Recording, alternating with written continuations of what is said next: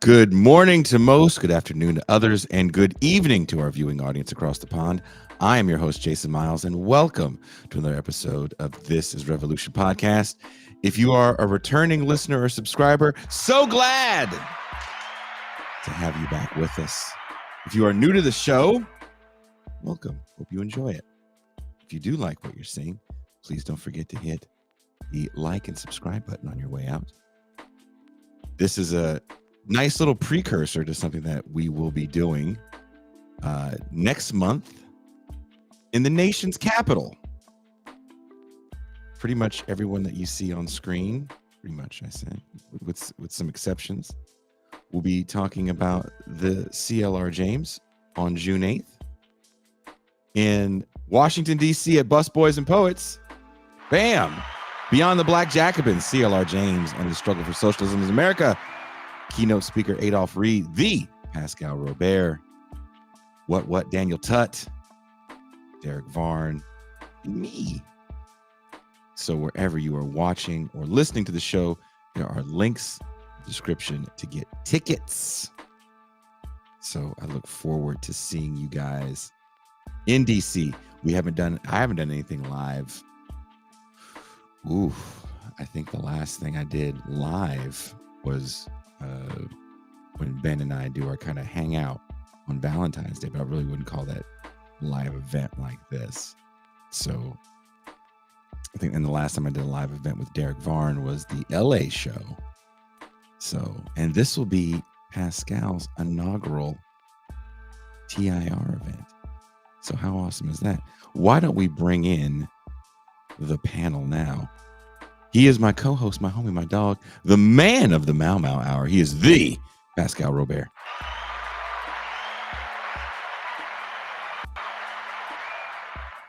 Peace and greetings to the chat. Peace and greetings to the audience. Peace and greetings, Jason Myles. And he could be the angriest man in the state of Utah. He could be the angriest man on the internet, or he could be the most lovable angry man on the internet. You make the call. He is C. Derek Varn.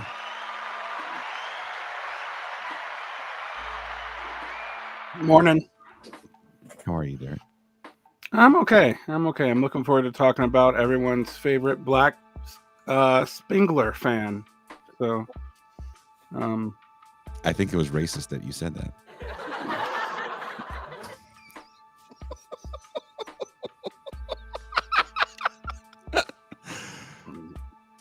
Derek Varn, the creator of some interesting words on this show.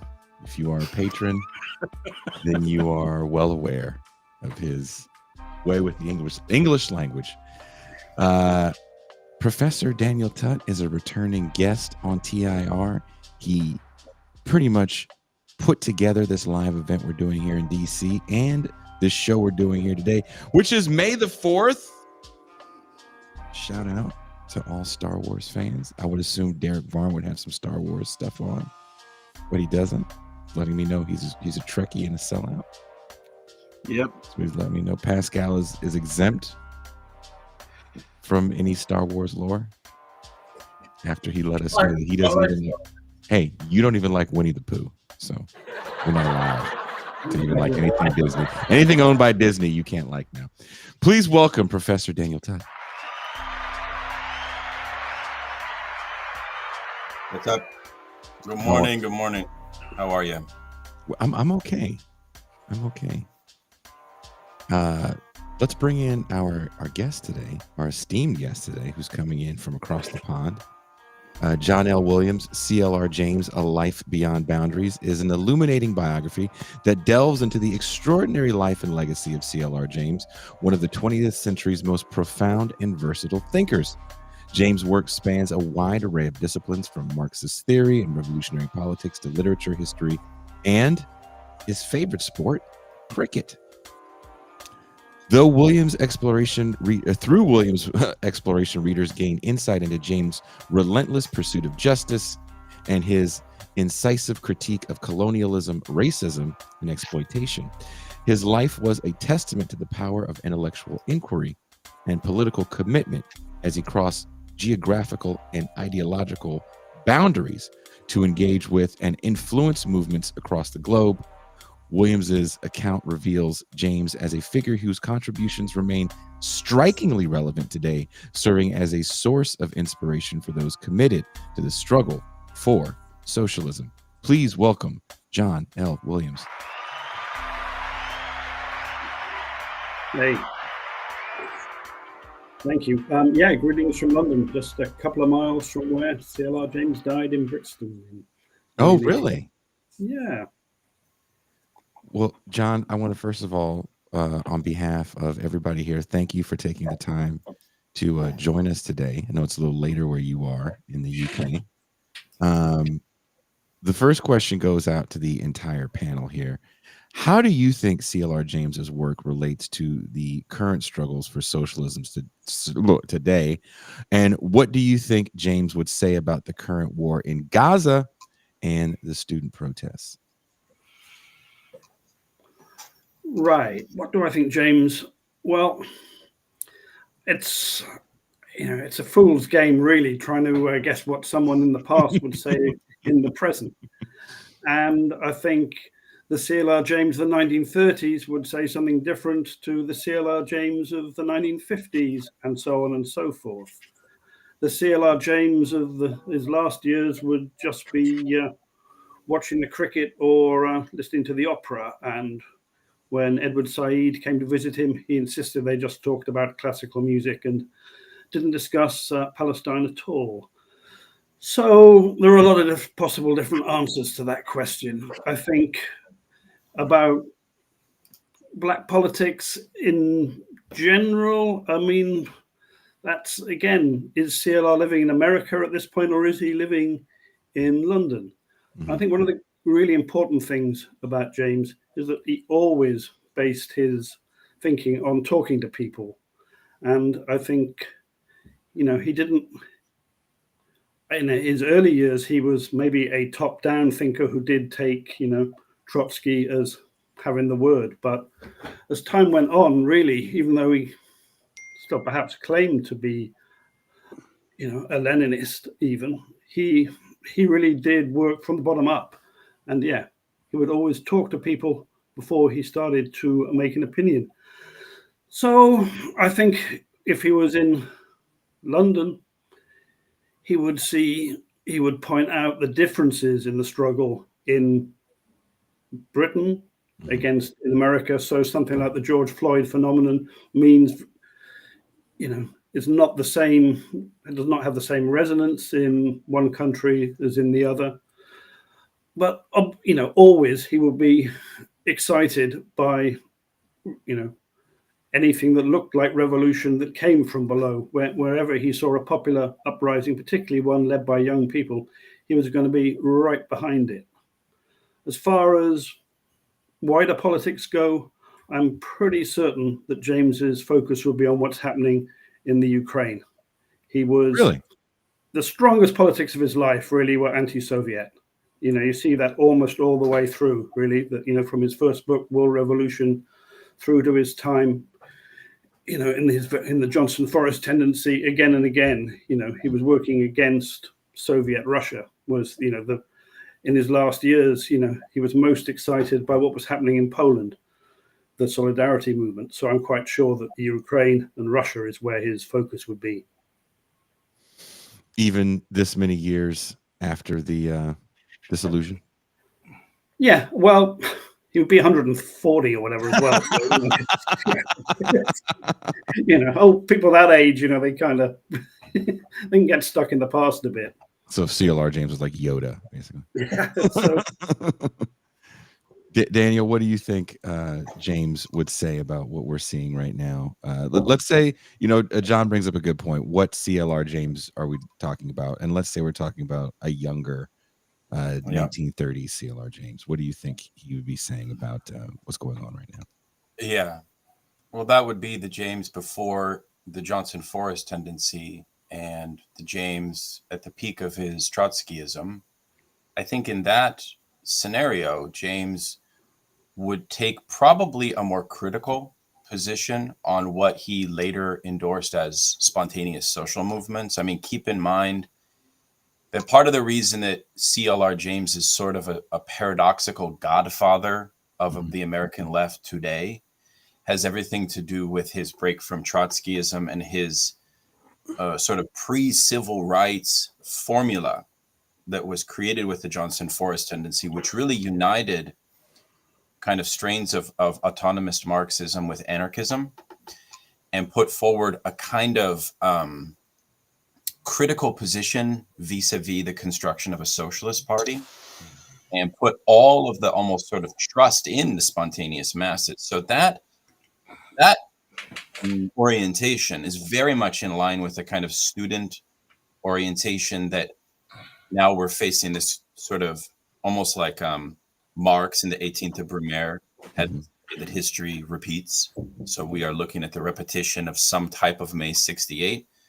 Obviously, it looks very different than May 68 with the student question. And I think we should be careful, because the demands of the 68 student protests were of a magnitude and of a scale which far exceed the demands of the students taking up the encampments today, which are very much singularly focused on the Gaza situation. You know, so they're not making bold claims about the revolution of capitalism.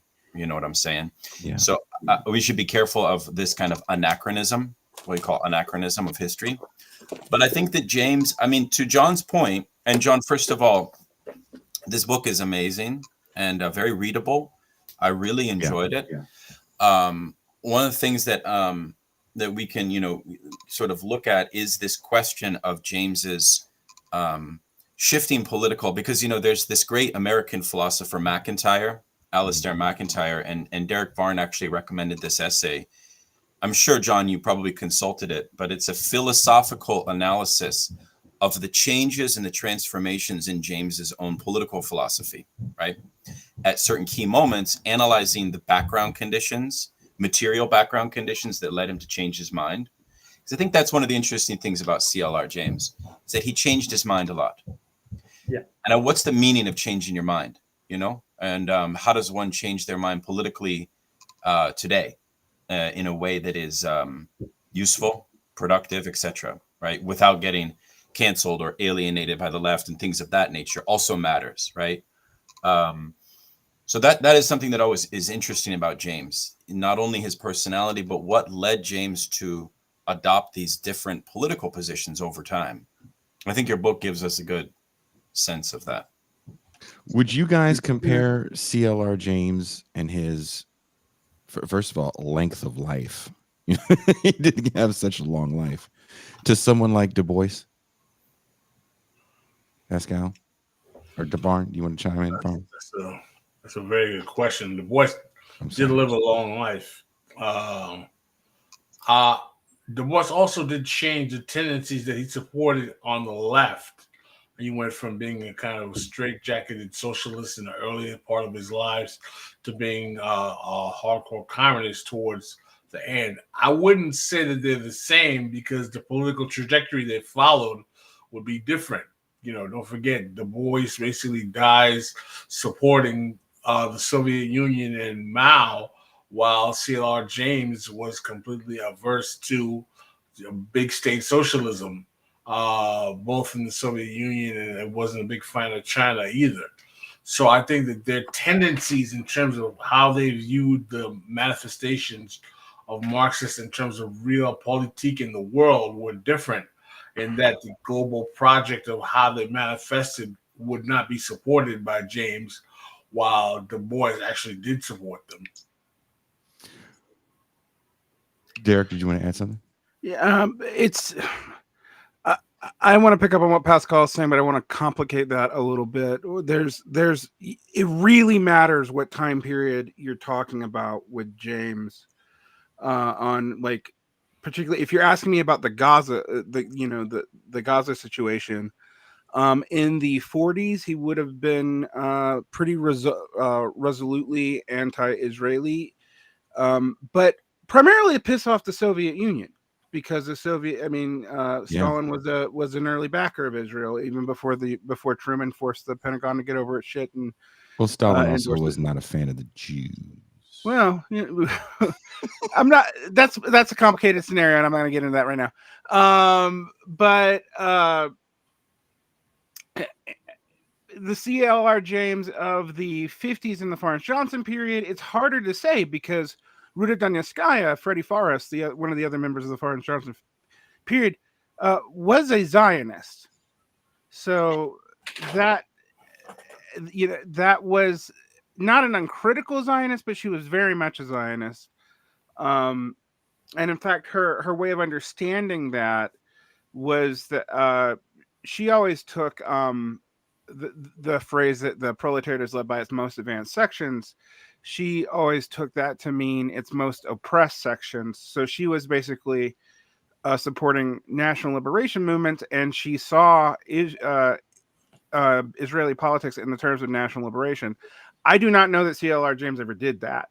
In the 1960s, you have this turn towards Pan-Africanism and national liberation for CLR James, which is actually a pretty big deviation from his early stances. I mean, Trotskyists tended to be pro-national liberation, but on kind of complicated and strange, like they had a whole category of what kind of national liberation was good, and there's like a flow chart almost.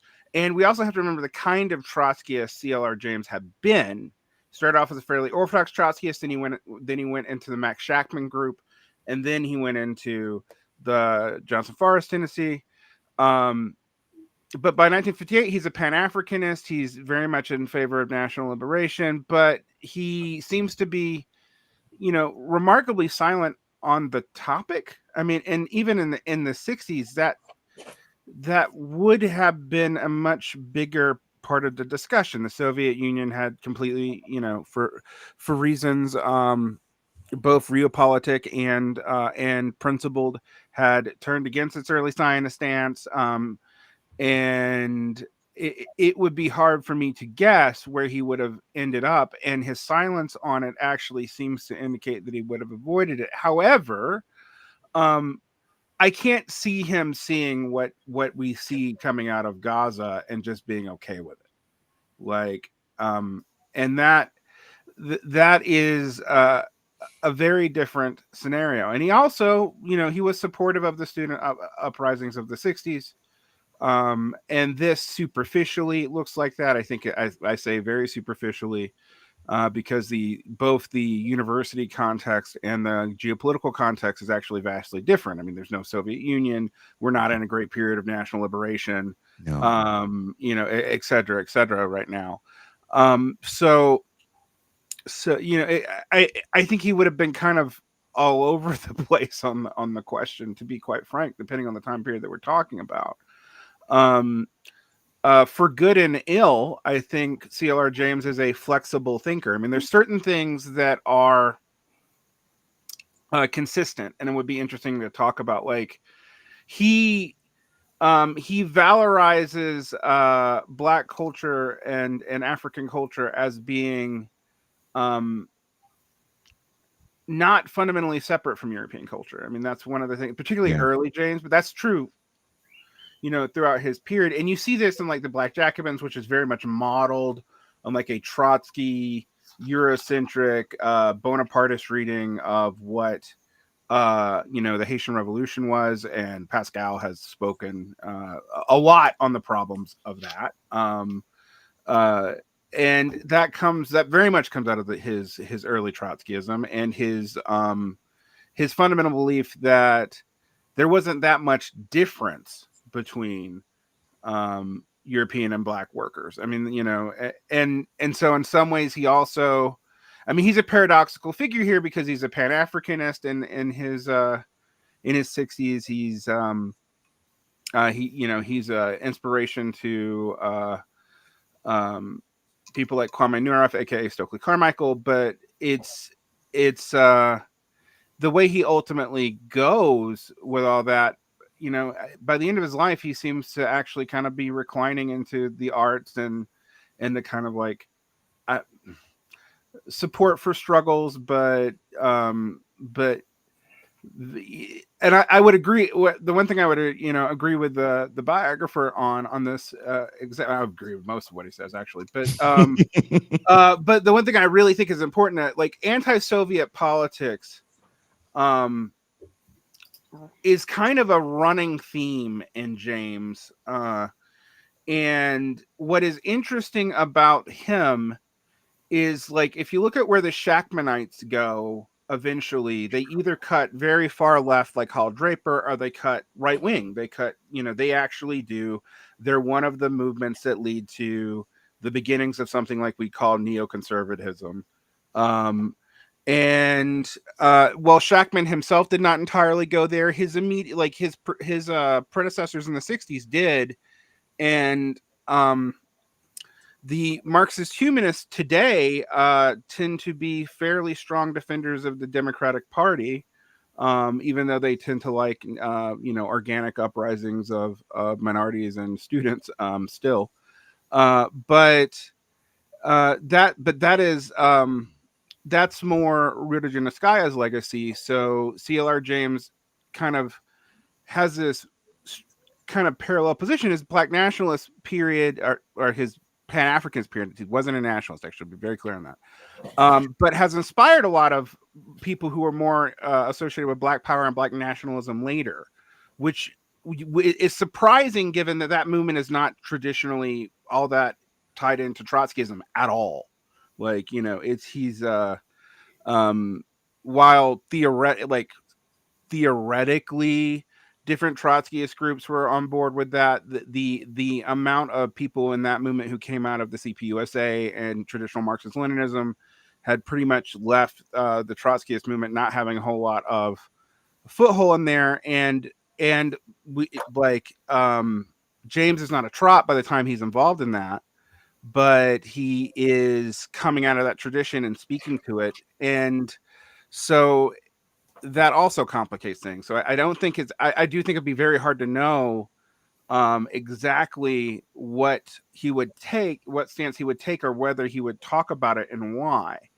And I think the complications of the shifts of his own politics during his life, because his politics shift pretty profoundly every decade. I mean, in some ways, there's a core of stuff there, but it's constantly evolving, changing, moving, shifting to material conditions and who he's around and who he's talking to.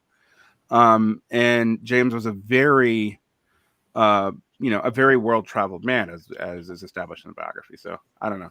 I mean, that's why for me, I tried to compare him to Du Bois, not so much thought-wise, but the fact that his political ideology seemed to constantly be maturing with time, again, with who he was around. I mean, read early Du Bois, and then, as Pascal said, kind of read Du Bois towards the end of his life, where he's a lot more radical, I would say, towards the end. CLR James, did they both live about the same amount of years? Du Bois lived longer. Did he live longer? Du Bois lived in the 90s. I mean, they both lived a really long time. Like, think about all the things. Crazy, because James was sick a lot too. As John shows, I was surprised the ulcers and his chronic. I mean, he had chronic illness, from in his 30s onward, it seemed. Well, let's actually talk a little bit about that. John, can you tell us about the background of your subject? When and where was CLR James born and raised, and how did he arrive at Marxism? Okay. He was born in Trinidad in 1901. His father was a school teacher, part of a sort of emergent Black, kind of lower middle class. Black people were moving into professions like teaching. His father was determined. There were 3 kids. CLR was the oldest and obviously bright. His father was determined, that he was the project, really. So he went with his father to live in Port of Spain, and his father kind of coached him for the entrance exam to get a scholarship into Queen's Royal College, which was the top school in Trinidad. It was modeled on an English public school. James got in age 10, with a scholarship. He was already being talked about as the brightest boy on the island, and he went through Queen's Royal College.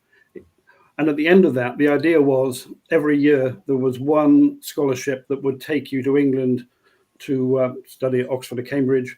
And everyone thought James was nailed on for that. But being the man he was, he increasingly decided to study the things that interested him and not really bother with the things that didn't.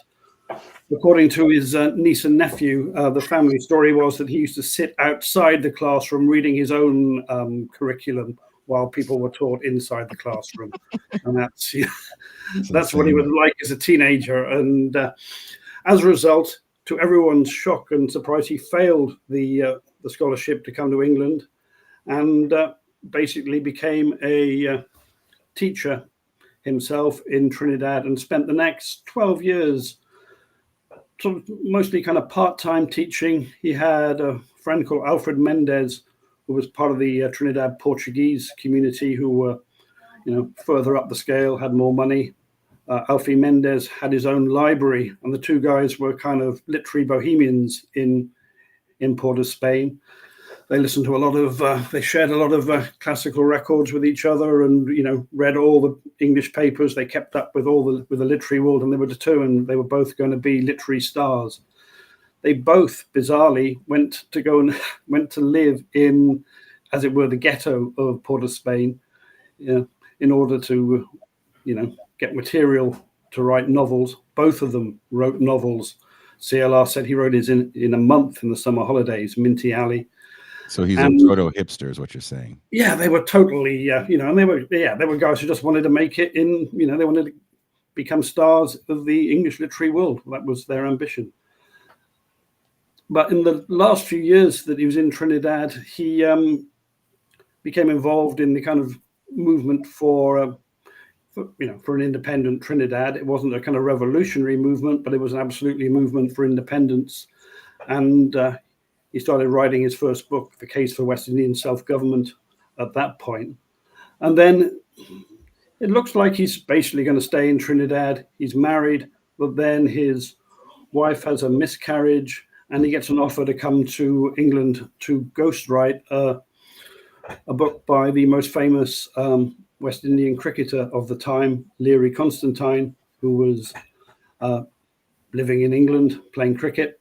CLR went to join him. He went to London for a few weeks and, hobnobbed amongst the literati. And then he went up to Nelson in Lancashire, which is where Constantine was living and playing cricket. And it was in this northern mill town with a strong trade union tradition that he discovered, revolutionary politics. He met a guy called Fred Cartmel, who lent him the first volumes of Trotsky's History of the Russian Revolution. And that really changed everything for James. At that point, he was, he discovered revolutionary socialism and came back to London and immersed himself in that world. So, from then on, his kind of course. So you're saying through some friends he knew from cricket, he found revolutionary socialism. Yeah, exactly so. Do you think in 2024 someone's going to find revolutionary socialism at a bar watching the fight tonight? Do you think that moment is past? It's possible. I imagine if you go and watch cricket in India, which is where the center of cricket is these days, and it's being utterly transformed as a sport and as an industry, you could probably end up becoming a revolutionary socialist before long, because the kind of inequalities of Indian cricket are spectacular. Well, just if anyone wants to have a conversation on the revolution of the proletariat, I will be at V Sports Bar in Rosarito, Mexico tonight, watching the Canelo fight. So we can all have CLR James like experiences. Excellent. What do you guys think of that? The someone like CLR James gets radicalized to a degree in this very common area. And I feel like radicalization in these areas, it probably still exists somewhere. But how common do you think that is nowadays? Pascal, what do you think about that? I mean, I guess I think that radicalization is a process that usually always happens through literature. Mm-hmm. What I find that people are exposed to books and readings or reading circles that people kind of introduce them to things. So that part doesn't surprise me. But in terms of how he fell into it through a cricket circle that inspired him to get in contact with people who were part of England, it's impressive to me that he had to move so far to get radicalized from Trinidad, and that that radicalization couldn't be found in his own domestic island. I think that says something about the politics of Trinidad, doesn't it? Sure. For sure. Derek, Um, are you radicalizing people at bars? Is my question. no. You know, I live in Utah. Occasionally, politics comes up, but I do think it's interesting. I mean, like knowing his biography a little bit and knowing like what he was into as a young person. I made the joke about him being into Oswald Spengler, which is true. He doesn't seem like, superficially he seems like an obvious candidate for radicalization, but like if you actually looked at what he was like into in his teens and 20s, it's not actually all that obvious. So I find it interesting that cricket's what got him there. But I do think I have originally I did not think his interest in cricket was all that important to his biography, and I actually think John's biography and the Lester McIntyre piece that I mentioned earlier really got me to relook at that and read his work on cricket and what he was talking about there. And you know, there's a real sense of like using the master's game to show him up, and so I can see how that could be radicalizing. It would be hard to imagine that now because all these sports have been so much more professionalized, even in, you know, Europe and whatnot, where like sports teams are often community owned by law. It's and by community owned, I mean the entire community owns it. But it's still been professionalized and monetized in a way that these things really kind of weren't. In CLR James's early life, and when he would have been writing about this in his late life would be the time where those were when you know we might call it the Americanization of world sport was happening. So I do find it interesting, and I wonder if he would have had the same experience even in his own lifetime later on. You know, that's just an interesting thought experiment for me on that. Daniel, do you try to radicalize people? Yeah, of course. I do. Good man. I have, but it hasn't worked out too well because we don't have like an analog of 1917. And I think that hasn't been mentioned, but there's two things, right? And I'm not a Trotskyist, so I'm going to say some positive things about Trotsky, even though I have obviously immense critical things to say, because you say something positive about Trotsky and then people flip out and be like, no, you see, I think there's two dimensions. One is 1917. Mm-hmm. So on the one hand, James is hobnobbing with other Black intellectuals who themselves are playing catalytic roles at an elite level in African contexts that are on the cusp of revolution, right? In London, yeah. So he's talking to these people. He is interested in the theater. Trotskyism is itself a very theatrical production, in the sense that Trotsky wrote a book about the theory of Russian language, right? Which is still seen today as one of the finest contributions to the study of the Russian language. And he's an autodidact, just like James. Trotsky is. Trotsky learned like 5 or 6 languages while he was in prison. So there's a certain romanticism about Trotskyism, which is undeniable. The other thing is that if you had an oratorical charisma, yeah, if you could speak well, that was the name of the game in the Trotskyist circles. That's how you attracted people. James was drawn to Trotskyism because that allowed him to speak, and he I think probably, John, you probably would agree, very much liked the challenge of public speaking. And it's a craft. It was a craft. It was a craft. It was a, he said, I will speak for 46 minutes. Okay. And he spoke for 46 minutes and he stopped. Or I will speak for 23 minutes and then he stopped. And that's something that happened even when he was teaching at the community college in Washington, D.C. So there's a certain wild autodidacticism and romanticism. And also James was trying eventually to get the Black Jacobins turned into a theater play, right? Mm-hmm. So there's this theatrical dimension, right? This is not the age of social media. This is people coming together to convert people to revolutionary socialism, right? And so while the Trotskyists, by the way, always made fun of James and alienated him, thanks to John's biography, I realized this, precisely because they said to him, you're too bohemian for us.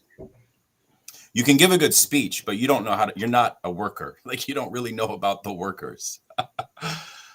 I was curious what John thought about that, actually, but that's my thought. Derek, I know you want to say something.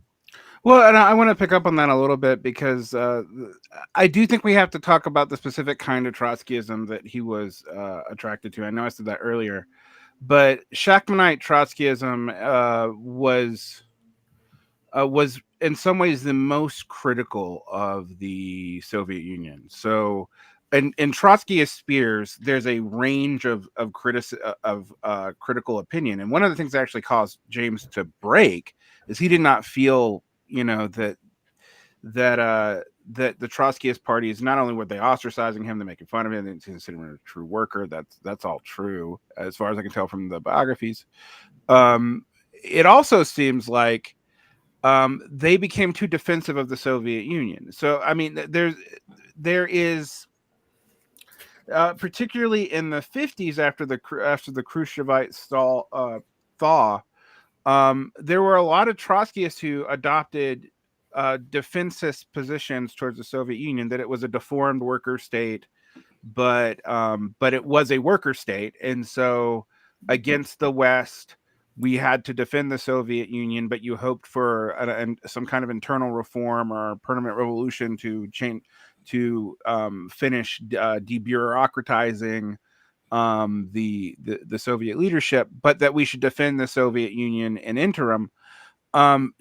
James and the Johnson Forest tendency did not get on with that, and that is something to think about. So there's kind of two things there. I think there's a very personal kind of frustration with the Trotskyists and their workerism. Although I've always found Trotskyist workerism kind of selective, if we're completely honest, because most of the Trotskyist leadership were not workers. So like, it's an interesting thing to look at. But in other ways, James isn't that different than other people out of that milieu, because like I mentioned, Hal Draper comes from the Max Shachtmanite tendency. So there was this group of people who, from that tendency, veered closer and closer to both, say, left communism, such as counter-communism, and anarchism. The idea that the USSR was state capitalist, that comes from two sources. That comes from Bordegism, which it's pretty boring, and it comes out of anarchism. I think the other thing that we have to look at is that, like, the Shachtmanite tendency, like, it disproportionately produced intellectuals and leaders that really came to a head in the New Left. I mentioned Hal Draper. Michael Harrington was part of the right wing of the Shachtmanite tendency that did not become neoconservative or abandon socialism, but became very concessionary to bourgeois parties. So a lot of the leadership came out of this relatively small tendency that James was a part of, but that took a very hostile stance to the Soviet Union, more hostile than most Trotskyists historically did. And that's a very interesting thing. So I just wanted to chime in a little bit there, and we should probably turn to John. Um,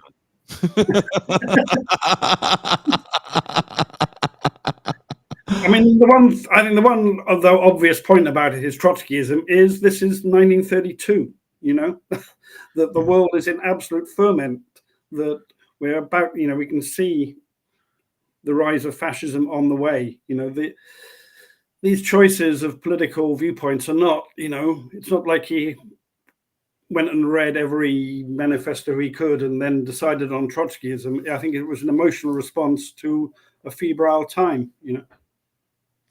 Well, okay, so how does he find Trotskyism, and then how does he leave Trotskyism?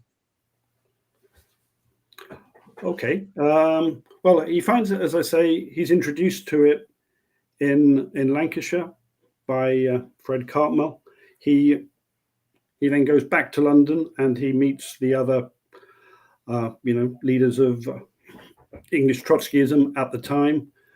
Inevitably, he joins one party, which then splits into another party, which splits into another party in the traditional fashion. And then he's sent to the States in, God, it's either the end of 38 or beginning of 39, on a speaking tour. And this is where he meets James P. Cannon and joins the Socialist Workers' Party. He goes to Mexico to meet Trotsky, and Trotsky is initially impressed by him. And they discuss, you know, the role of how Trotsky's party works with Black people in America. And James puts forward the idea that Black people were both part of the struggle, but could organize separately as part of the struggle, as opposed to, as he saw it, Trotsky, who seemed to almost believe that Black people were somehow a geographical minority in America who could be treated separately from the rest of America. I think James set him straight on that, though James himself had only been in the States really for a few months at this point. So he was kind of winging it, as it's after he comes back from seeing Trotsky in Mexico that he takes a boat to New Orleans and travels up through the South to Washington and discovers, you know, what up to that point he'd been in New York and LA and hadn't really seen American racism in full flight, and that obviously made a huge impression on him. But, you know, Trotskyism at that point, the Socialist Workers' Party were lacking in any Black leadership and were, you know, very keen to welcome him in. He was a fantastic speaker. He was charismatic. You know, he was, you know, you can see compared to the other, to James P. Cannon, he was a lot sexier as a speaker. However, you know, after a few years, it's a rivalrous group, the Socialist Workers' Party. James clashes with Cannon. He clashes with Ernest McKinney, who is the other major Black player in the Socialist Workers' Party, who is much, you know, is a Black American who is rooted in Black American politics and much more in actual worker politics. And that's where the stuff about James not being one of the workers comes from McKinney and Cannon, I think, which pushes, you know, and if in doubt, James's modus operandi was to find the people who agreed with him and leave them off, you know, on their own path, which is what happened. And step by step, you end up with the Johnson Forrest tendency, which is full of some really brilliant people, but is absolutely tiny. Switching gears a little bit, I know this is a Pascal question here. CLR James famously said, the race question is subsidiary to the class question in politics. And to think of imperialism in terms of race is disastrous. But to neglect the racial factor as merely incidental is an error only less grave than to make it fundamental. Can you elaborate on his meaning here, John? I got to say, I think he says it pretty clearly there, and you know, it's difficult, isn't it? I mean, it's such a. I mean, I think a lot of James's thinking ultimately is kind of utopian, and you know, he can see the way forward, but it's not necessarily a way forward that was available at the time. at whichever time he was talking. He's always seeing, I think, a better world. And I think what he's putting forward then is an idea which that somehow, as when he was talking to Trotsky, that you could simultaneously, in harmony, move forward on essentially a class basis, but with a simultaneous understanding of the unique aspects of Black struggle. Mm-hmm. Pascal, That's what I can do. did you want to say something? Yeah, I mean, one of the things that I find interesting about CLR James is that first of all, I'd like to admit that I do find him interesting. Is that for someone who is a Trotskyist, his weddedness to race as an analytical tool is quite fascinating, because that's something that you would see something more relevant to the Marxist-Leninist faction of Marxism or to hardcore Pan-Africanists. But it's, there's one thing that he says famously, that he believes that, all Black people should stick together because they have a common enemy. And I wonder if CLR James was ever ready to admit the internal class contradictions that existed amongst Black people that made the facilitation of capitalist oppression of Black people possible, and whether or not he would be willing to reorganize his analysis of race relative to capitalism and simply not engage in a kind of race reductionist, kind of like we're all in this together attitude towards race overall. I'd like to hear some discussion about. I mean, do you think where he comes from has a lot to do with that? Seeing the different, it kind of starts off in the first chapter where we're reading about. It sounds like he kind of lives in a diverse. Is it Trinidad? I forget where he's born. Is it Trinidad? Trinidad. So there's Asians there, I guess Chinese. There's definitely white people there, and he talks about the kind of different. Well, these people hung out with these people. These people hung out with these people. Do you think that has something to do with the way he sees the world as well? I'm sure it does. I think one of the curious things about Trinidad is that, unlike, say, Jamaica, in Trinidad, Black people at the point CLR was growing up are not at the bottom of the pile. Yeah. The Indians are at the bottom of the pile. They've been brought in as indentured workers, post-slavery, and they're the people working in the fields and dismissively referred to as coolies. And James's novel is very good on this, Minty Alley. It gives you a real picture of the social stratification of Trinidad. So, yeah, A, it's majority Black, and B, the Black people are not actually at the bottom of the pile, which is a very different experience to most, Black people in the West and the Caribbean have got a very different history. Also, Trinidad was not a place that had slavery in any significant way on site. It doesn't really come up until after slavery. So, like, James's family had came over from Barbados, and their life in Trinidad was always as free people. So it's a more mixed, complex picture than you might expect. Like, would you say, Pascal, that if you come up in an environment like that, he's born in 1901, in this more free environment, you might have, like, we always talk about this, most of the bougie Black people in the States are all on this idea that we can just all get together and us 12% of the country can take over. Would you say that's kind of a middle class ideology? Well, I think that what it is that it stems from the fact that his class of Black people, he's not proletariat. He's kind of from a petit bourgeois kind of, his father was a teacher. Is that, he wouldn't be distant from seeing Black shopkeepers or store owners, people who had some means about them. So usually when those Black folk had some businesses or some types of means of productions around themselves, they wanted to keep a stronghold over their Black clientele. So it would be to their advantage to be like, we're all in this together. Let's stay together, because it keeps a captured market for them to make sure that, like, okay, we have a guaranteed, supportive class of people who are going to buy our products. So it's logical that class would be all kind of like petite. They have this kind of what I call petite bourgeois black nationalism, which is that kind of, uplift the race type of black nationalism that you see in the Talented 10. So I agree with you in that regard. It's very, very much a kind of Talented 10 kind of view of like we must uplift the race, but the workers still must unite. Mm-hmm. Do any of the white people have anything to say? No, you guys. Not touching that. I was struck in the biography regarding the politicization that James didn't seem to experience when he traveled the U.S. South pre-civil rights and experienced the segregation, discrimination, etc.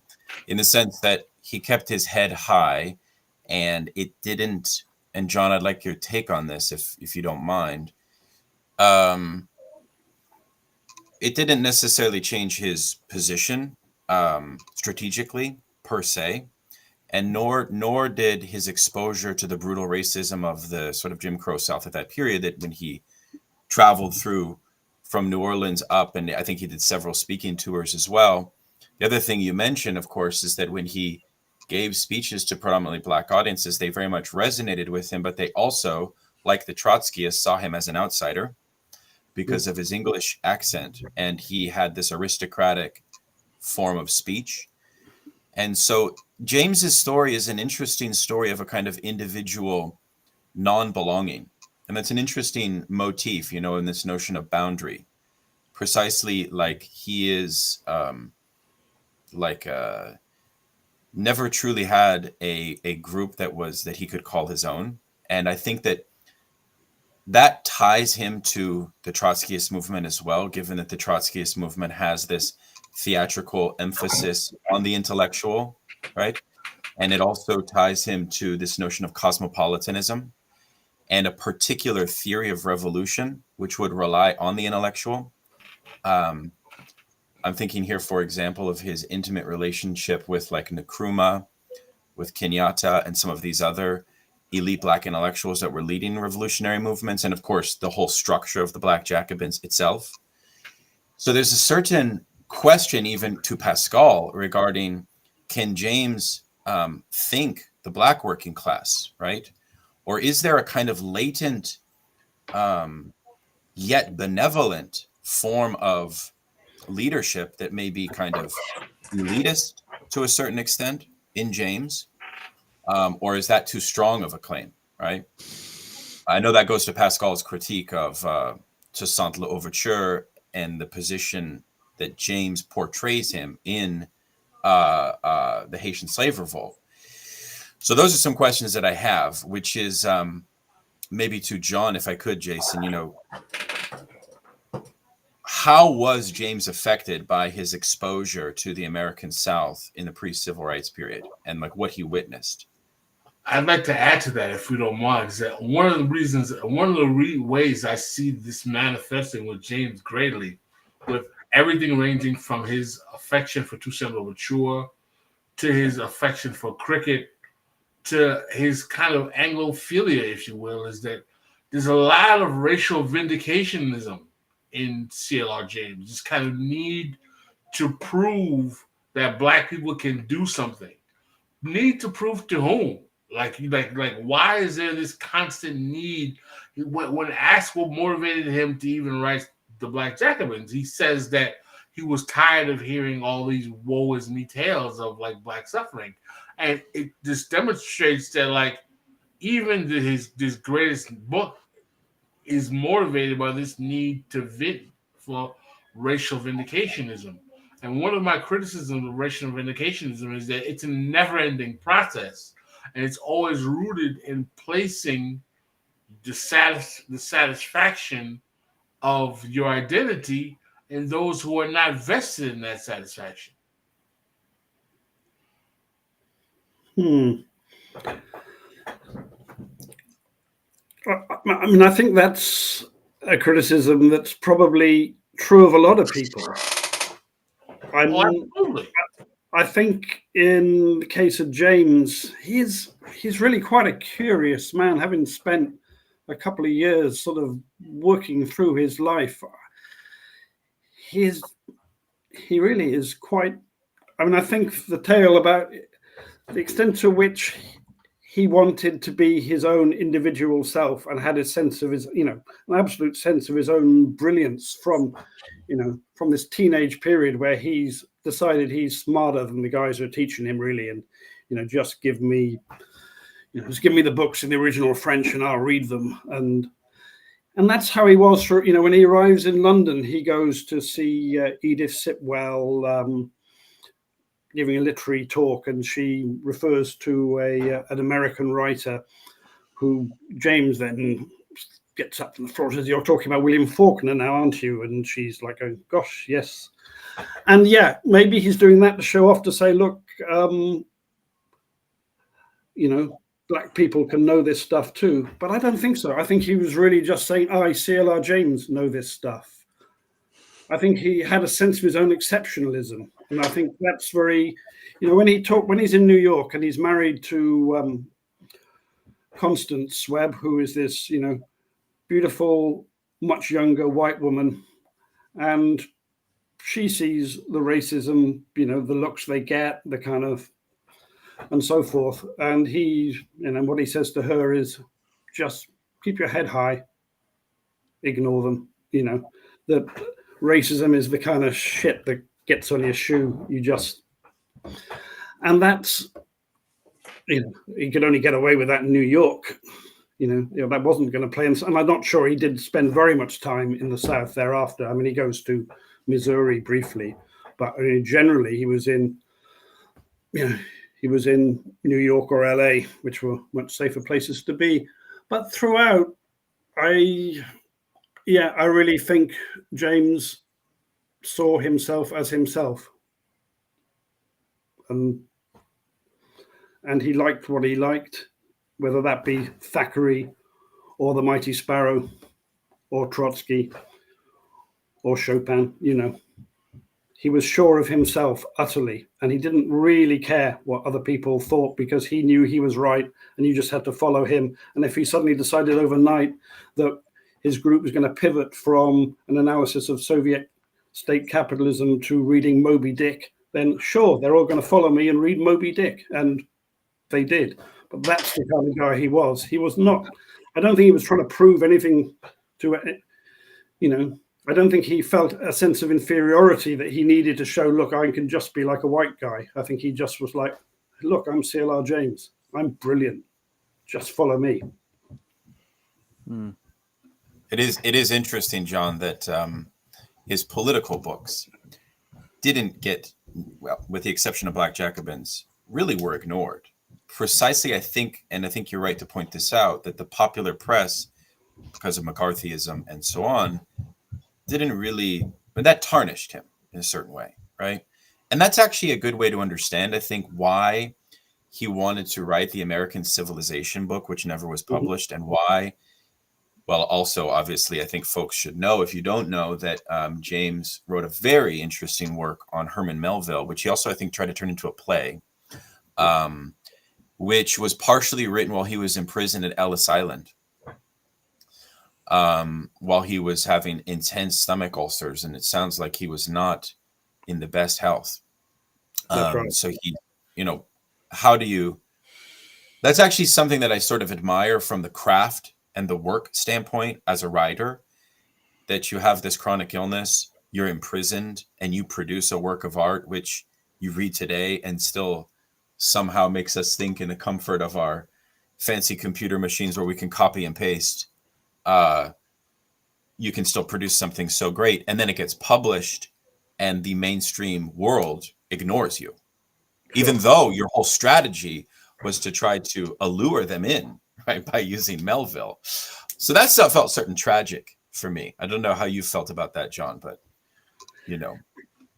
Yeah, I mean, I think he didn't. Oh God, I'm forgetting the guy who he was friends with, who was in the SWP, who was a famous literary critic of the 40s and 50s.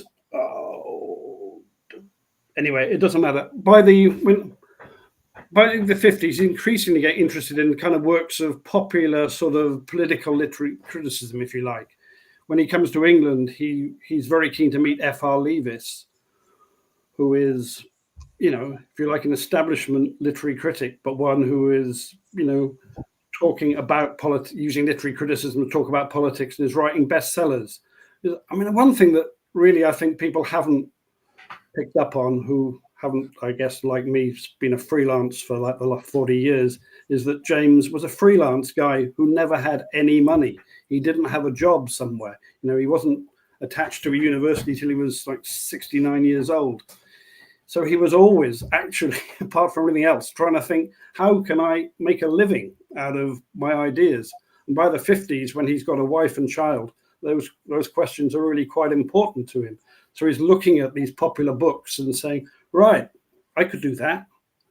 I'm going to take Melville.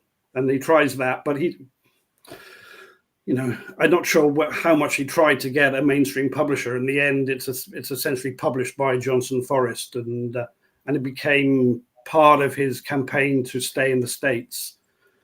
But even when he comes back to England again and again, he's trying to get together an idea of a popular book that uses his politics, but in a cultural way.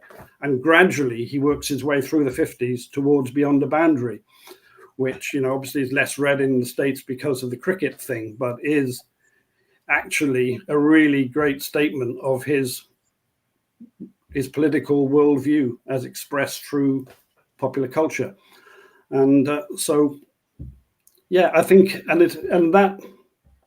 that now is seen in Britain, certainly it's like as the great sports book. Again and again, people will tell you, it's always in, and anyone does a list of the top 5 sports books ever in Britain, Beyond the Boundary is right there. But that didn't happen quickly. And even after he wrote that, because it didn't make any money and it took ages to find a publisher, he next wanted to do a book on Shakespeare. He did, in fact, a series of talks on Shakespeare for the BBC, but he couldn't get a publisher. But that was the drift. That's where he was basically hoping to make a living, was from writing books like that, which I think is something that gets lost a bit in a straightforward political theory reading of James's career, because that's part of James, but part of him is a guy, trying to make his way as in the literary world and put food on the table.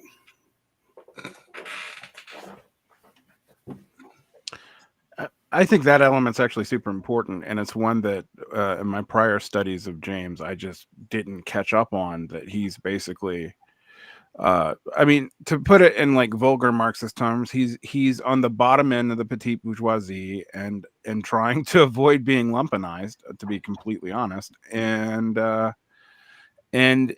he, you can.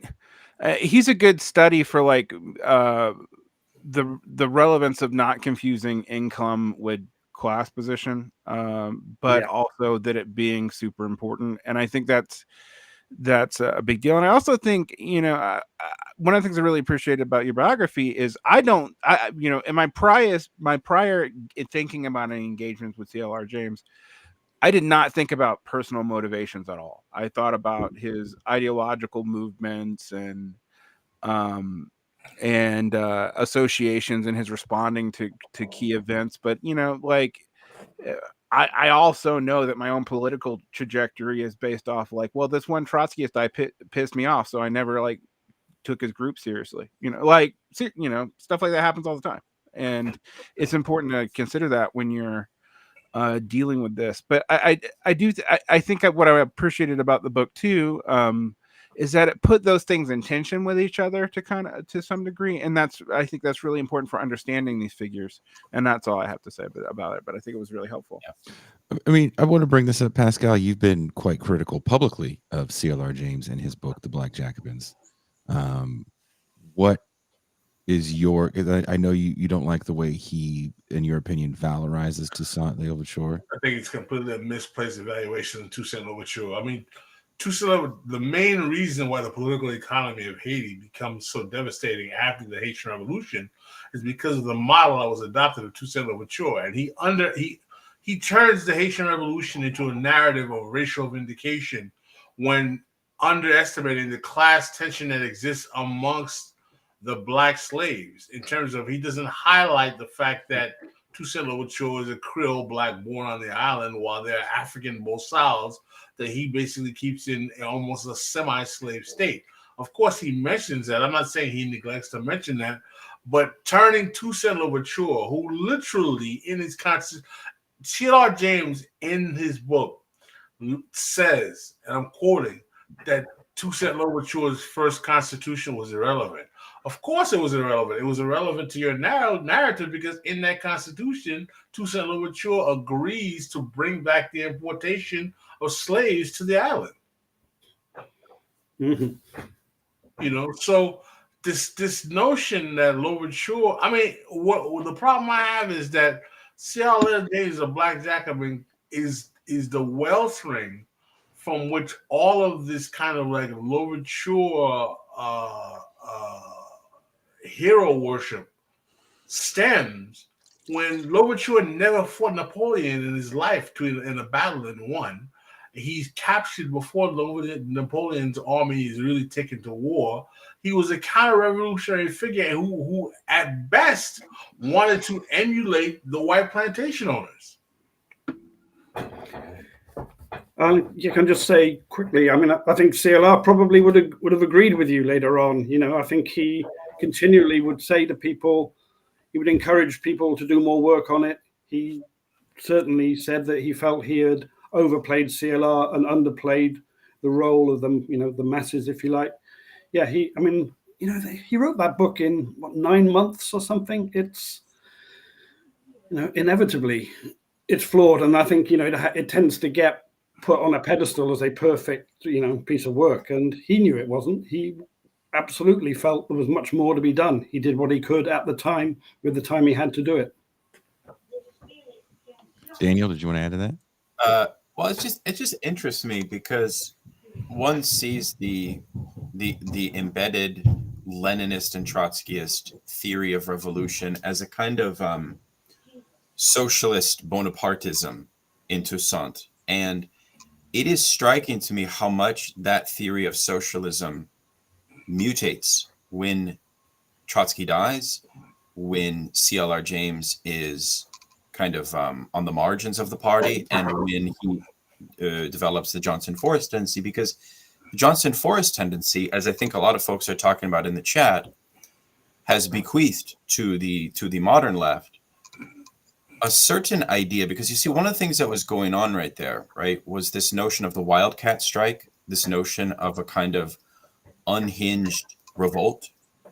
This is right at the time when Marx's 1844 manuscripts are being released, and they're bringing it into Detroit auto factories and so on. So the theory of leadership of the Toussaint Louverture as a kind of template for thinking revolution, my question actually is like, is that kind of gone? This is my question maybe to John. You see my point. The Johnson Forrest tendency is a kind of break with that elitism, is it not? Yeah. I mean, the Johnson Forrest tendency is, I mean, it's really complicated, and I missed half of that question because I was thinking about something else. So I'm sorry. My question is sorry, go ahead, Jason. I said it's Pascal's fault. That's why, John. No, I'm just simply saying that one of the things that's interesting about Black Jacobins, right? This is kind of like a trans-historical intervention, right? It's an intervention into a theory of contemporary leadership. So it's a really interesting way to play with a theory of modern revolution, where he's making a kind of homology between the Bolsheviks and Toussaint. And so Pascal has questioned that homology, is kind of what I'm hearing. But maybe my question is first to Pascal, which is James's theory then kind of not compatible maybe with Lenin? You know what I mean? I think that the notion, I think fundamentally, Toussaint Louverture is not a revolutionary figure. He's not a revolutionary figure because in the ultimate, what he's interested in doing is refining a political economy where the means of extracting labor from the Africans is simply not chattel slavery, but is actually a form of peasant servitude that weds them to the island and is just barely as brutal as slavery.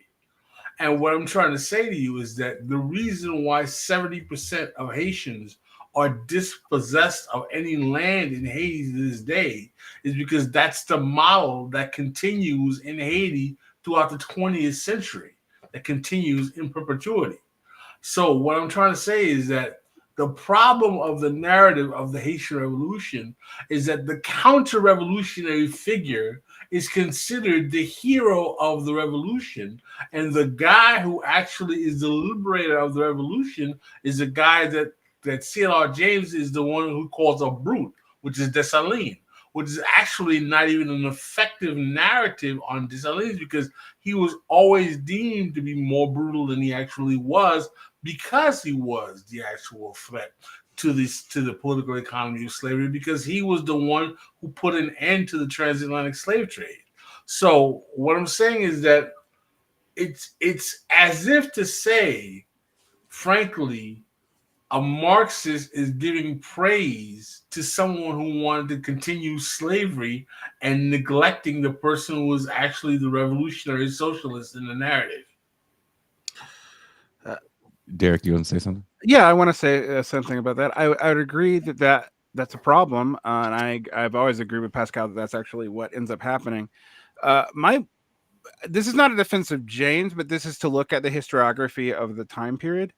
That reading and also the misrecognition of the semi-feudal nature of parts of the United States in our quote bourgeois revolution was super common in both Trotskyist and frankly also in Soviet readings of what the American Revolution was about. You see this in William C. Foster's reading of the American Revolution, etc. There's no dealing with the kind of I mean, they admit it's there, but it's like superficially there. But you still have to like valorize the bourgeois revolutionaries and like founders of national liberation. But there's not really a proper reconciling entirely, except in Black Marxists in the United States specifically, who are operating under the auspices of the Comintern, but aren't really the voices the Comintern actually chooses to write like official histories of the U.S. There's a real sense of like not dealing with the true contradictory nature of a lot of these figures that are valorized. And in the case of Haiti, I agree with you that like missing Dessalines and misrepresenting Dessalines, while I think pretty common at the time, is a huge big mistake. And I think realizing that there's a you know feudal character to what Dessalines actually, I mean not Dessalines, to what Louverture is actually doing is also important because it reminds you there's a feudal character to what's going on in the South in the United States too. And that's not, I don't think, what dealt with all that well in Marx's historiography until probably Du Bois. I mean, I think Du Bois is really the first person who really really does try to deal with it. It's just really interesting reading that early 20th century Marxist literature because you would think they would be able to recognize it, but they don't. Like it's also interesting that James didn't write a book on John Brown because you would think that he would love John Brown. I mean, of course, Du Bois's book on John Brown is incredible, but yeah, I mean, it's. I wanted to hear more from John about that, about perhaps like the way that the Black Jacobins also played into the intellectual circles, which again, based on your book, John, were pretty small circles, you know, of these various revolutionaries that all really admired James. Was their admiration for James because of the Black Jacobins primarily? Well, I mean, it depends at which point. I mean, one thing I would say about coming back to the point about portrayal of Toussaint Louverture is that, pre-James, there was already a romantic history of Toussaint. There were books that already, like popular books, that had made him out to be a hero. James, before he writes Black Jacobins, there's the play that he does with Paul Robeson playing Toussaint Louverture, and that must surely have influenced him towards. He must have been strongly biased towards the idea of Toussaint as the hero, and and as I say, it all happens pretty fast. He's not spending years there. He's digesting a lot of stuff really quickly through the prism of politics that are still really new and in flux. And he did what I think he felt was the best he could at the time, and absolutely, he would, I think, take it on the chin that he got Toussaint wrong, and in the books. But in terms of, of what made James popular, I'm not sure that the Black Jacobins at the time did very much. Its problem was it came out just as Europe's heading into a world war. So a story about Haiti was not, what the Western left was very much interested in the time. I think World Revolution probably had more influence immediately in the world he was in, because it was a book about Trotskyism and anti-Stalinism. I think people at the time, Black Jacobins hardly sold at all, at that point. It's really the 1960, the Penguin or vintage paperback that comes out in the States in the early 60s is really the point at which that book gets, any traction out in the world.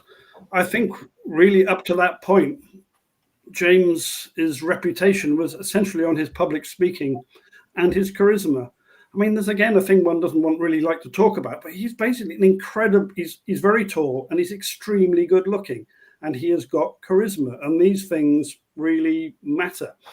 And that's why he continually had a small group around him, because if you met him, you were transfixed.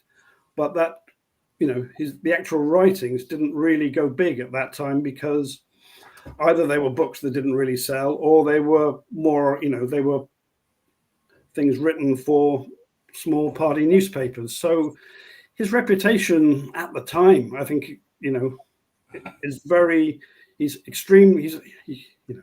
He's a cult figure, if you like. Amongst the people who've come across him, they think this guy is extraordinary, but he's not, it's not till the times change that people sort of catch up with James, if you like, in the 60s, that people start to say, hey, this is a major figure. And people then go and look at Black Jacobins, because suddenly in the politics of the late 50s, early 60s, it's, it becomes vital. Whereas when you're just heading up to World War II, it just seemed, interesting, but not really where we're at. Is CLR James popular with a lot of white intellectuals in the 30s and 40s and 50s as well? Like I'm not sure. He was a figure on the London left. People knew him. I wouldn't say he was. It's a small world in which he was. Yeah. Even then. Yeah, even then he wasn't. I went through all the newspapers and so forth. He hardly gets his name in, say, in the Guardian newspaper till till the late 70s. He's, Beyond a Boundary crops up, but he's, prior to the 60s, he's only in the newspapers because he's a cricket reporter, not because he's a known political figure. Pascal, in America, that's Britain. America, again, I think because apart from anything else, he was undercover in America through, through the 40s and early 50s, writing as Johnson. And I think there were people again who in New York who met him and admired him, people like Richard Wright. But as for white intellectuals, that tiny amount of white intellectuals who were part of like New York Trotskyism admired him. And you do say that Richard Wright's writing was very influential for him prior to meeting with Trotsky around the feeling that James had that we do need to center the Black struggle, precisely because I think in Wright's Native Son, Native Son, if I'm not which is mistaken, hey, there was a communist character, okay. and it's interesting also that Richard And what does Wright, of Wright do to course, that character? No. Well, Richard Wright was swooped up by the Congress on Cultural Freedom and diverted from his communist sympathies into liberalism, which is very tragic. And of course, James was not. Mm. And so that was a telling sign that Richard Wright was this pivotal figure, perhaps for James, intellectually, to understand. It shows James's intellectuality. And his removal from class issues in a certain sense, given that when he goes to the Deep South and experiences that wasn't as transformative as reading a book was. I mean, when it comes to Richard Wright, sorry to jump in on this. I just wrote this article in Sublation, O.J. Simpson, America's First Bigger Thomas, or Real Life Bigger Thomas. And I quote Richard Wright from The Black Metropolis, which he writes right after Native Son, where he literally says that we have to watch out for these bigger Thomases because they're just little Hitlers. And I'm paraphrasing the actual quote, but he does say something along the lines of, like inner city Chicago is just another Vienna. It's going to grow this kind of new fascism. And Richard Wright is kind of all about underclass ideology as he is informed by the Chicago school, which he says, again, in that introduction to The Black Metropolis. So this kind of gets back to what Pascal was saying before, maybe about CLR James and this underclass ideology, if you will. What do you mean by underclass ideology? What does that mean exactly? Underclass ideology, that it's all pathological why these people act the way they do because of the conditions in which they live in. The main problems with the Black poor is not rooted in political economy, but it's rooted in cultural fracture. So if you walked away from the Jim Crow South unfazed, but you read Native Son, which Pascal and I were talking about off air. What did you say about Native Son, or do you don't want to say it on air? I remember. You said. I read Native Son in college. I didn't like it. Felt like white people. What you said? It felt like the white gaze into the black inner city. And again, I don't know if anybody on the panel has read that book in a while.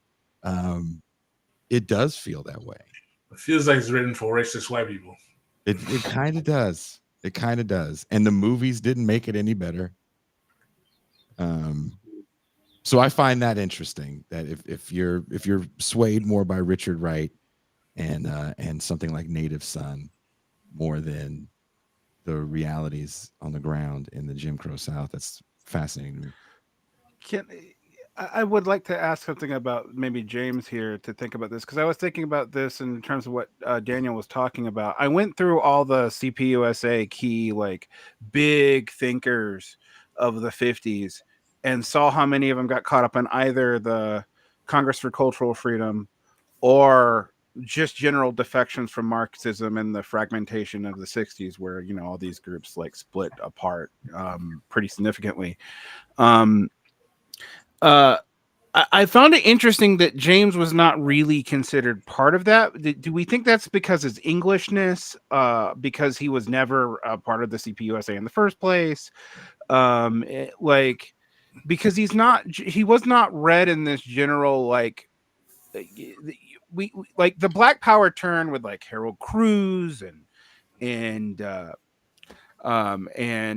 we talk about Richard Wright, but I mean, James Baldwin, another person who went from Marxism to liberalism over time. Like, this was a super big move in the 60s that was, very common. Robinson is kind of exceptional because he doesn't get caught up in this. And so why do we think the CLR James was not associated with these people? Because he doesn't seem to have enjoyed the popularity of James Baldwin and Richard Wright amongst I have like one thing. I have radical one liberals idea. or whatever. Okay, go ahead. So, and John, I want your take on this, given you're much more versed in this after written the book. James is an unshakable Marxist-Leninist, and it's very evident when he goes through the South. He has Hegel's logic, just like Lenin did, and he's writing his book on dialectics, and he's more engrossed in a study of Hegel than the kind of racism that he's experiencing. I think the folks around him probably partially admire James, given the veridicality or the intensity of his investment into the Leninist tradition, which I think was unshakable, whereas a lot of younger intellectuals could be swayed out of Marxism. I don't think that was ever an option for James, and I think everybody knew it. But I'd like to hear from John, perhaps. Well, I mean, I think you're right. But somehow, I think increasingly, that's how he would situate himself if you asked him. But what he actually did much of the time didn't necessarily have all that much to do with that, particularly after Notes on the Dialectic, which he wrote in Las Vegas while speeding crazily on barbiturates, I think. And that was almost, I mean, it's an extraordinary episode in his life. It's almost kind of manic, really, the way he wrote that. He was writing thousands and thousands of, impassioned words interpreting this incredibly difficult to interpret text. And after that, he then really pivots towards the book on Melville and Moby Dick, to writing about cricket. I mean, I think that there's a tragedy in James, really, is that there should have been more books, that the political books are written in the 30s when he's a young man, and thereafter there's essays, there's many fantastic essays. There's the what American Civilization, which is a sort of a half-done project, which could have been something really extraordinary and is still really interesting. There's Beyond the Boundary, and then there's Modern Politics, which is a book I really think it gets overlooked, which is basically the transcription of the series of lectures he gave in Trinidad, which is a really interesting period when he goes to Trinidad to work with Eric Williams immediately after independence, and he's the kind of eminence grise, and he for once has the chance to try and put his politics into practice. And he gives this extraordinary series of lectures laying out his thinking really clearly, and I really think that's a book people really should read. But after that, there's the Nkrumah book, which is really something he started but didn't finish because he couldn't get a publisher for it, so he just had to put it aside. Wow. These are the actual conditions under which he had to work, and really, had he had some kind of professorship or whatever, some kind of Guggenheim, he could have, he would have written a lot more books. And part of James, looking back at James's work, is where I think 30 stuff looms very large because a lot of what he thought later on wasn't properly put forward in book form, which is a great shame, as I think there are unwritten James books. Speaking of James and his books, he was a mentor to, was it Walter Rodney? Mm-hmm. Yeah. Can you speak a little bit about his mentorship for people like Walter Rodney and his relationship with Kwame Nkrumah? Yeah, well, an interesting thing. Another way of looking at this is that after he wrote Beyond the Boundary, he was 60 years old by this point. He'd been in Trinidad and, done it, and in the end had fallen out catastrophically with Eric Williams, who wasn't, which too complicated to go into right now to answer this question. But, he was the son of a teacher. He'd been a teacher in his early years in Trinidad, and really in his later years, perhaps his greatest contribution was as a teacher. Later on, that would be in Washington, but, with a formal post for once. But before that, in London, he had this kind of informal kind of study group of young West Indians, Walter Rodney being the best known of them, who came round to his flat, and James would talk. And there's a great portrait of him by V.S. Naipaul, who's this man had an absolute God-given gift for talking. And yeah, in this sort of ordinary flat in a boring North London suburb, James kind of educated a whole generation of West Indian revolutionaries in the history of revolution and much else. Pascal. That sounds like an amazing flat to be able to visit.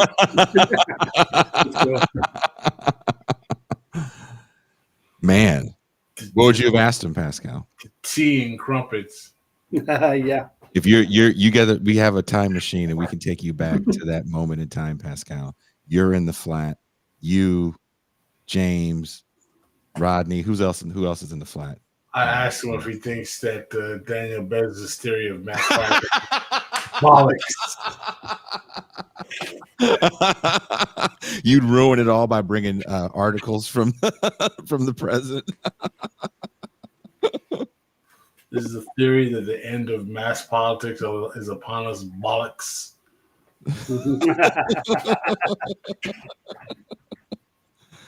I would love to hear what they were saying at that moment. Man, that'd be insane. Derek, there was a question you wanted to ask? Derek? No. Are you mad? No, I'm not. Are you sure? I would say we're doing our event in Washington, D.C., John, on June 8th. And part of the reason we're doing it in Washington, D.C. is because the first teaching job that CLR James got was in Washington, D.C. at Federal College. And he comes to Washington, D.C. in the late 70s at a time of pretty profound depoliticization and the rise of what we call late 60s. Yeah. Oh, my bad. Okay, so will you say, really, it was that early? I was mistaken. That's crazy. March 69. Okay. But he becomes a kind of muse once again to a whole generation of new Black leaders. And could you say something about, because there's a wonderful image of Ralph Featherstone, who was murdered by the FBI, kind of like Fred Hampton, is not as well known, of him seeking James's mentorship at a bookstore in Washington, D.C. And then I think 2 weeks after they meet, you probably researched this, John, Featherstone is removed by the FBI, or assassinated rather. Could you speak about how he was a mentor to the, at that time, declining Black radical movement? What did they get from him?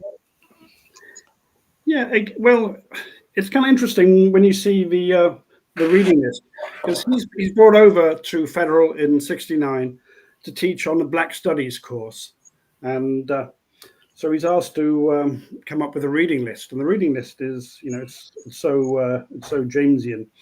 This is, Black Studies in 1969 in Washington. It's Aeschylus, King Lear, Marx, Melville, Du Bois, 2 books on Frederick Douglass, 6 more books on Marxism, and 11 books on Abraham Lincoln. Fuck. Oh, man. Wow. Clearly somebody had a word with him, because in the final reading list, Malcolm X's autobiography appears alongside this. But he doesn't think that Lincoln is a world historical figure. Remember, in American civilization, he doesn't think that Lincoln is. He actually thinks Walt Whitman is more significant as a historical figure than Abraham Lincoln. Would you like to expand on why that is? That's weird. I saw that. I remember reading that in American Civilization and being confused by it. Like, because James is influenced by Spangler in his theory of historiography, and a world historical thinker contributes a form of thought which doesn't exist in the world. Abraham Lincoln is a culminator, but he's not an originator. He's not an original figure. He just instantiates something that had to be done. Right? Yeah. Walt Whitman is an original thinker. James is always drawn to originality, to something totally new, which is kind of weird because Toussaint L'Ouverture is not. It's strange that he chooses him as a hero. Anyways, maybe he matures, but I think that's the basic idea. So, but I don't want to interrupt John there. Yeah. So I think what he brings is, a sense of the history that he's, his big thing is that you need a grounding in political theory and indeed in Western classical thinking in order to be a fully effective revolutionary thinker in the present. And that's what he brought, I think. And again, it was his personal charisma. Again, everyone you speak to was taught by him. Just again, he was, it's a remarkable figure at that point. No one is expecting this kind of 60-year-old, nearly 70-year-old guy who talks, like a sort of English gentleman, rocking up, living in a hotel in Washington, D.C., and doing much of his, teaching while lying in bed, and seems to know everything about everything. And I think people found that inspiring. Even, people say, well, I wanted, I can't remember who I talked to, who said, yeah, you came and you really wanted to talk about, the revolution on the streets now. Instead, he wants to talk to you about Picasso. But that's what you got. You got something that you just never imagined, really. And, I think, when he was in Trinidad, he won what, his idea of a revolutionary movement was he was concerned about the Trinidad proletariat level of education. He wanted to print up, in effect, kind of like dime paperback editions of Dostoevsky and give them to everybody so that people would wise up. What do you think of that, Pascal? I mean, it's very practical. You got to make sure that the proletariat is educated. The masses must be literate. Yeah. One of the questions I asked is, what would James do today? And we all kind of joke that we don't know. There's different Jameses, but this idea of educating the proletariat, which makes a lot of sense, does it feel almost impossible in 2024? He'd be a Marxist streamer. Oof. Wow. Yeah. Would he? Maybe. Would he, or would he actually stay writing books? I don't know. I mean, it's hard to say. I mean, Daniel and I both tell you the reason why anyone buys our books is that we're Marxist streamers. So it's I do think it's interesting though to think about like what he thought that education looked like. Because it is. I think the Spiegler stuff on civilizational education and even his last book, American Civilization, as opposed to like American political economy or American culture, does betray a little bit of that, like that civilizational project narrative. And I find that an interesting tension in James in regards to his Marxism, which he never abandoned either. So that is interesting to me when we think about what we think we should be. Yeah, we all know that we should help the proletariat read. All right. Yeah, I think, I say we all know that, except that I hear left-wing podcasts talk about how we don't need to teach reading anymore. So maybe I shouldn't actually say that we all know that. Wait, who said we don't teach reading anymore? There was a whole episode of Antifada with a guest who was arguing that, like, the proletariat don't need bourgeois skills like literacy. Like literacy. Yeah, and I'm not making cursive. Well, Okay. well, James does say in American Civilization that Marxism, I think and John, I wonder if you agree, seems to recognize this after his immersion into America for a while. He does say that Marxism will not get off the ground unless we have an equivalent to Lenin's What Is to Be Done, but one that is framed distinctly with an American historical and cultural context in mind, because he thinks that's the novelty and the originality of Lenin, and why even when he's in Washington, D.C. as an old man, he puts the bust of Lenin up above his door, because Lenin for him is the true original revolutionary of our time. And James, I think, understood Lenin as taking Russian society and bringing Marxism, molding it there. But he's not making this claim. James is not making this claim as a kind of patriotic nationalist claim, because we already know that he's so opposed to Stalinism. I think he's making it as a cultural intellectual claim about how socialism could only blossom on the precondition of it being of America understanding its destiny as a world civilization. Even in a Hegelian sense, we know what Hegel said about America as the culmination of the end of history, right? So I think James is working in that model as well, you know? And he was always concerned with the pop culture for that same reason, because pop culture was the avenue for consciousness. So it's also, I think, has to be understood in James's theory of consciousness in the age of the post-war period, which is something that the Frankfurt School, for example, is also looking at. How can the consciousness of mass culture be politicized towards socialism, right? And that entails a certain educational project that connects one to the distinctness of their own culture, national history, and so on, as well as steeping oneself in the great classics as well. So, you know, I think that's what I would say to that. I don't know what John So does thinks. CLR James make Hamilton then? Oh God. But maybe a I think you cooler would love Hamilton. Yeah. maybe a musical version of, like you said, there was a play, Black Jacobins. Maybe there's a musical hip hop version of Black Jacobins. He wanted to make a film. He with all wanted to do a musical with Ethel Waters when he was in New York. He met Ethel Waters to try and persuade her to be in some kind of revolutionary musical. So it absolutely could have happened. I mean, one of the great things. He could be Boots Riley could be the new CLR James right now. He's doing some fine work with his films, I think. It was, you know, he was kind of omnivorous in his interest in popular culture in the States. I mean, he went to the movies all the time. When he's in, I think it's when he's in Las Vegas at some point, Reno. Yeah, if I said Las Vegas earlier, I meant Reno. He was in Reno, even better. He's got nothing to read. He's reading romance magazines, and he's fascinated by them. He's always, he had possibly a slightly worrying tendency to occasionally take some random thing like a romance magazine as having more significance than it perhaps had.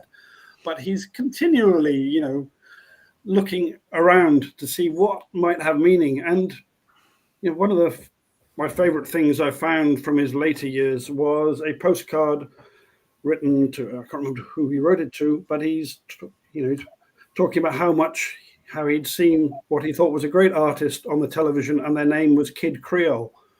Oh, wow. Yeah. And what he admired was his dancing and his control of the band. Wow, So, okay. There you go. CLR James, Hamilton. Yeah. The original Hamilton. I mean, I think whatever deficiencies I have as a biographer, and I'm sure there are many, I'm probably the only guy who was going to pick up on the Kid Creole reference in a stray postcard from the 80s. So. Or maybe he does Lincoln, like Lincoln, the rap musical. Yeah. I don't know. I do think Hamilton is a Louverture figure, to be quite honest. So it would make sense, actually. As much as that like stabs me in my soul. Yeah. I want to see the CLR James gangster rap version of Lincoln the play, dude. Send these niggas back to Africa.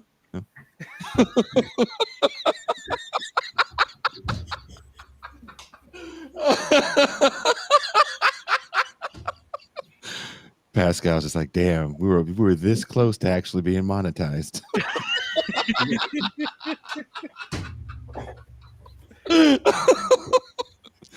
You don't want to see that play, Pascal?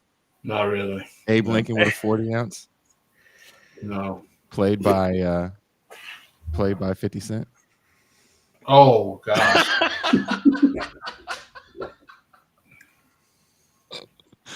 I'm down for that. That's the play we needed, actually. Because Hamilton, not a fan. Has anybody on the screen seen Hamilton? Yeah, I saw it for free. I didn't pay to see it because I was a teacher at Chaperoned, and I wore an Aaron Burr did nothing wrong shirt.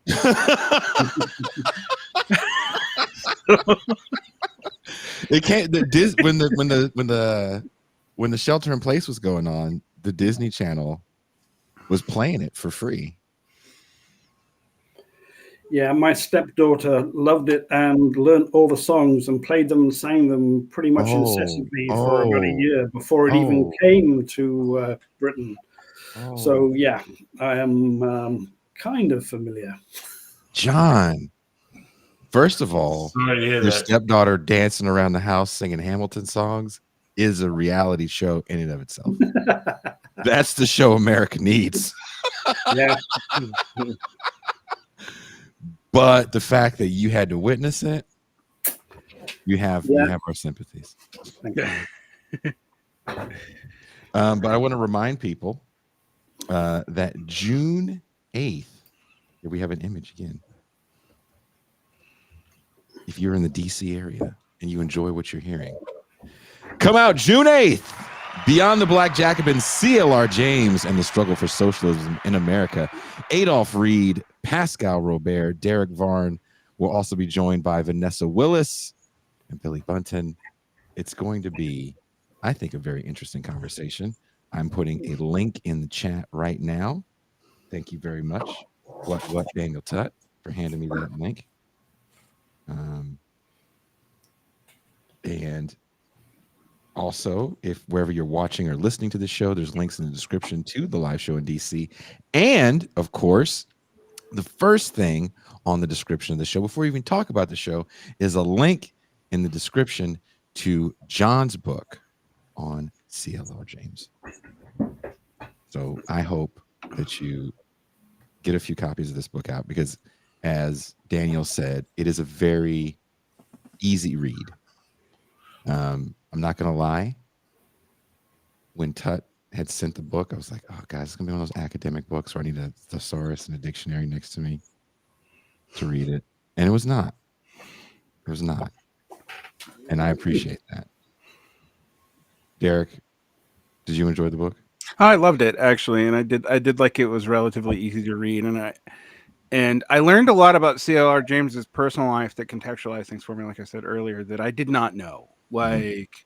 And that was very helpful for me because because there have been times where CLR James's like turns and theoretical turns were like, I don't get why he did that.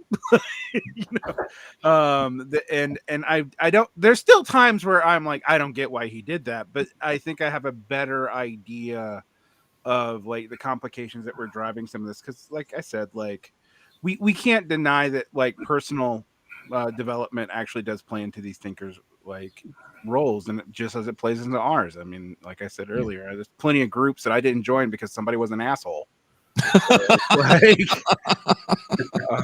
So did it change your view of CLR James, or did it help shape your view maybe of CLR James, Pascal?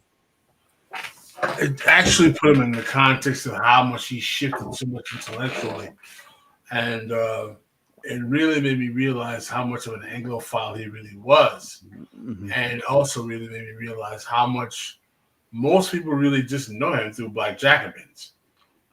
Even though that's not what the book concentrates on, I really learned to realize that his thinking is much broader than that book, but people are not aware of him because of his other readings, his other writings. And we keep getting this question. Does anyone know if CLR James supported the America in the Vietnam War?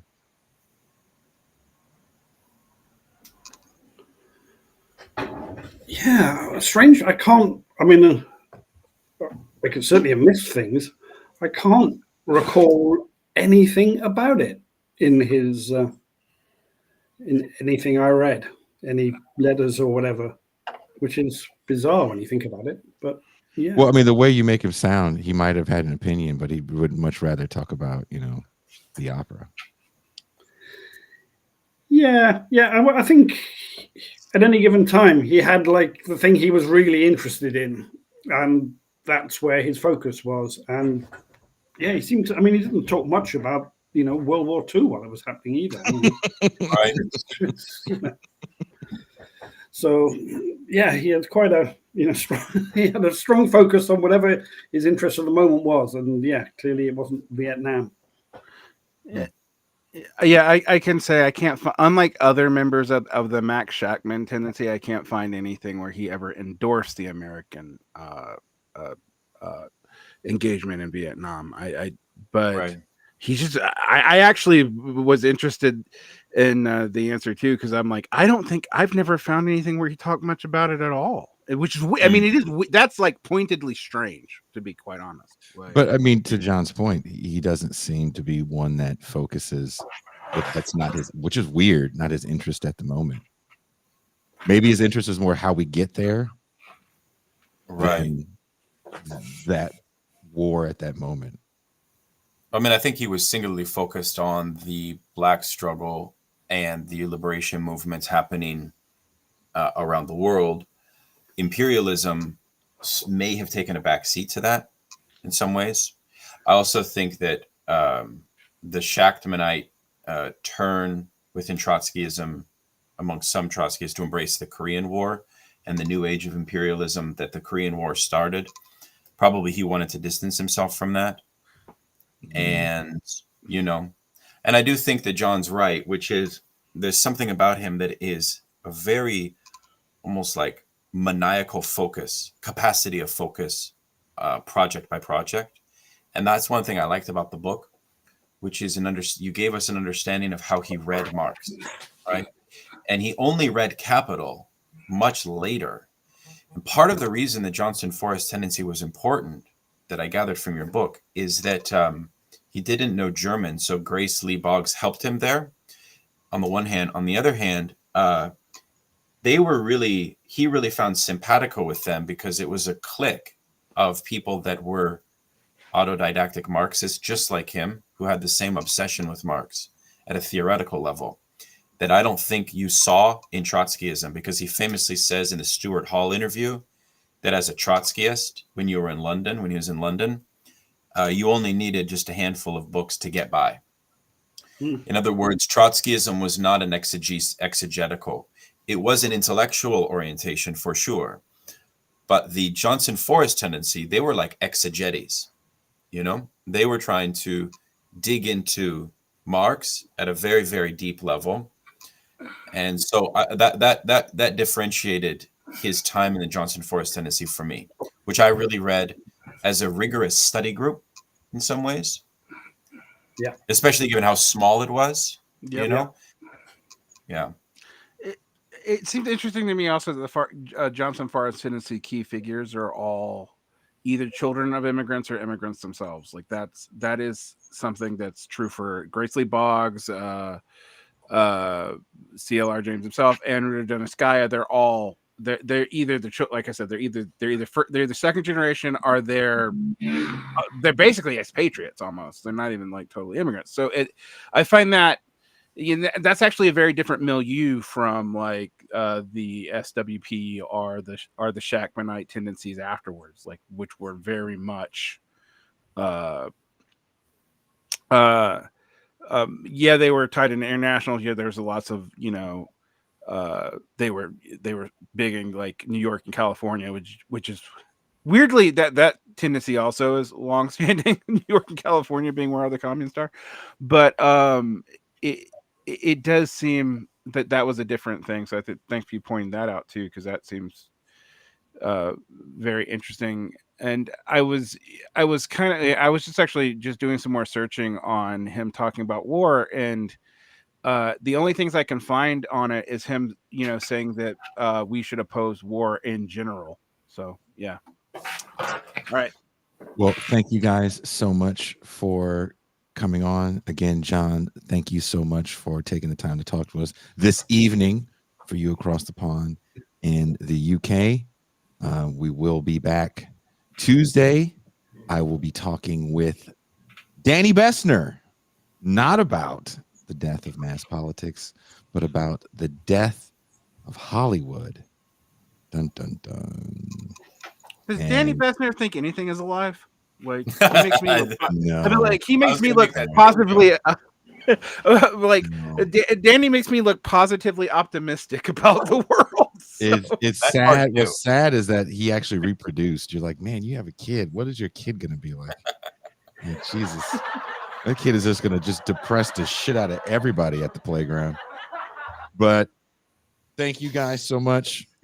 Pascal, do you have any I almost said last words. Any final words on this show? No. I appreciate it. It was very educational.